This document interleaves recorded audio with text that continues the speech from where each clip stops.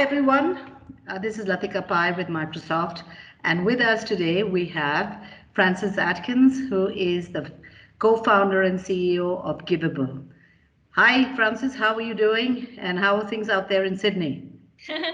I'm well, thank you. Thanks for having me. And yes, it's a lovely blue sky day here in Sydney. Nice. So, Francis, tell us more about givvable. You're doing some phenomenal work, very, very relevant to everyone, out there in the world. It would be lovely to understand more what givvable does. Yeah, sure.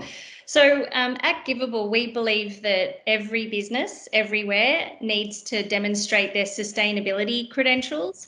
And so we have built a platform to enable suppliers to do that and businesses to do that, and also make it easier for business buyers to find the trading partners and suppliers that align to their own sustainability objectives. That's very interesting because what you're trying to make sure is that let's look at the whole in terms of every business. There are so many businesses out there committing to being carbon neutral. But for example, Microsoft said by 2030. There are Accenture followed, several other businesses globally who are saying that. So the first part of it is to really say, which kind of vendor are we partnering with, and what is their score in terms of how they're working towards the ESG goals.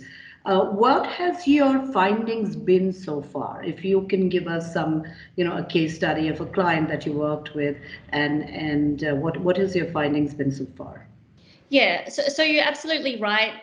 More and more businesses are setting sustainability targets and goals, and they really are starting to span the full spectrum of sustainability. So you're talking about some of the environmental and net zero goals that are being communicated. There's also goals around social impact or supplier diversity or ethical sourcing. And I think we're going through this period, and some businesses have done this, a few years back, but they're setting their targets, and now they're really starting to transition to, okay, now that we've set the target, we have to figure out how to operationalize that and embed it into our practices so that we can meet these targets that we're setting. And I think more and more businesses are understanding that they are not going to meet their sustainability goals and targets unless they have an aligned supplier pool.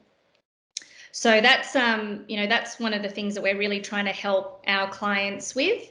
And it can be from, in terms of case studies, we've got a client that's got a social procurement target spend, for example. So we're able to help them look through their value chain and their supply chain and understand better, and also track on an ongoing basis who in their supply chain is advancing certain social objectives. What are those objectives? What are the nature of them? Because there's lots of different dimensions. And then be able to report it to their stakeholders, who might be their customers, their employees, or even their investors. Great. What was the initial roadblocks that you have had starting givvable? Is this? I mean, the idea is super cool. It's something that everybody today needs. The whole world. I think any business, whether it's small, medium, large, engages with partners. So really understanding what who your partners are and how they can help align. However, we all know that there is that the initial challenges that a startup faces. What have your challenges been? Yeah. I think our challenges are not too dissimilar to really any startup.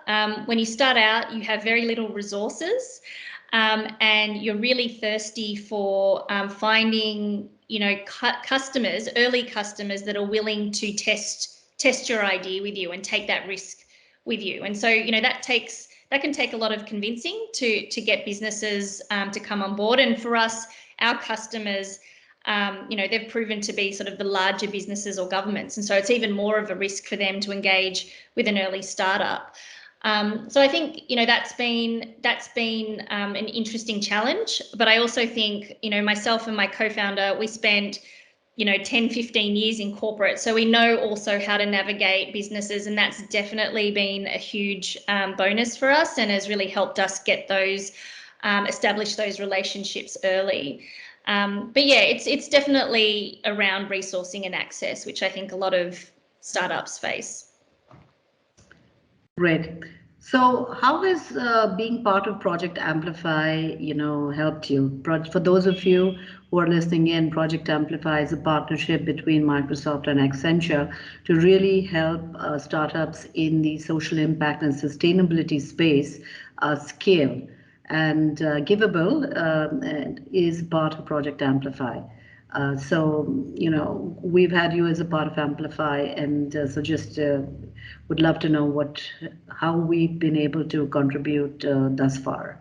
Yeah, well, I think having companies like Microsoft and Accenture that are thought leaders and very progressive in this space and really investing, their time and their people in these programs really demonstrates to other businesses how important all of this is.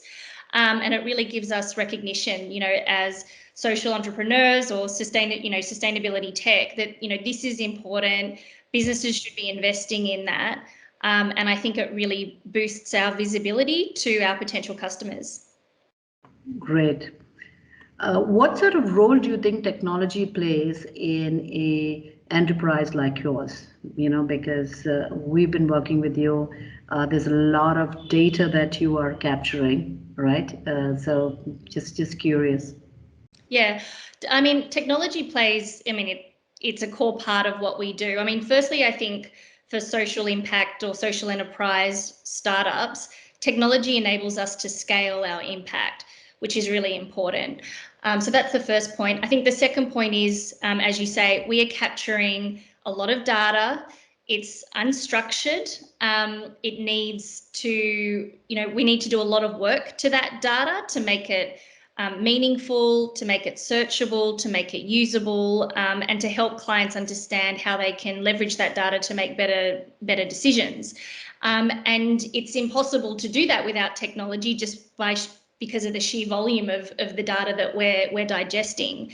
So, I think that's really exciting, what we're able to do with technology and how we've evolved our own technology.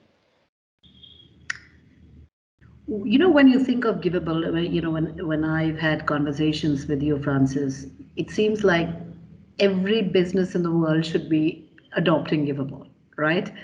Because today, it's so important for us to understand how every business is challenging our environment. We need to take it extremely, seriously. So what are your plans for Givable? I know you've started out of Australia. You have some great clients in Australia and in the region. What are your plans? Yeah, we are still pretty new. There's a bit of technology build that we still have in the works, and we're really excited, to get that out there to our clients and in the world.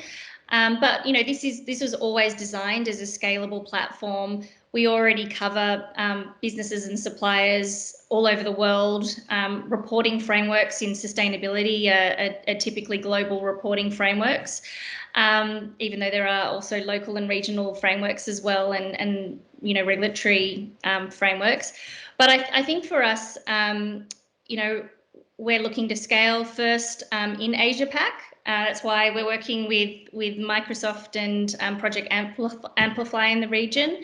And already we have customers and clients in the region, which is really exciting. And as more and more people hear about us, we're getting inbound inquiries from other parts of the world. So, we think this is a global platform. The data is global. The frameworks are global. And we think we're really set up to help businesses in this space. Great.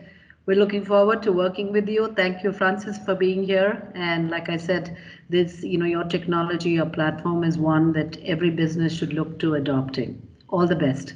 Thank you. Appreciate it. Thanks for having me. Great. Thanks.